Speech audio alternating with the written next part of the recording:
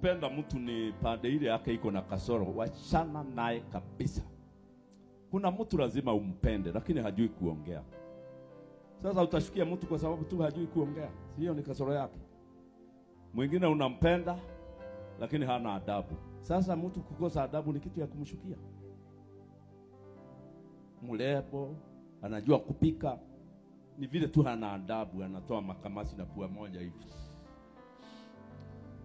Sione hapo ikiwa na shida. Mnaonaje? Si hapo ni kitu tunaweza kuimprove. Bwana Yesu asifiwe. Kuna mwingine ambaye ni mzuri, ni wa kanisa, anapenda church.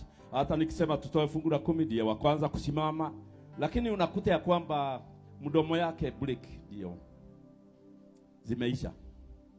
Anaongea mambo ya watu wote. Sasa tutupe mtu kwa sababu ya kuongea? Wale mko na ngali hapa nje, ikikusha break unaitupa ama unanunua break. Basi dada yetu na ndugu yetu ambaye ni very talkative, hatuwezi kumtupa. Tumurekebishe.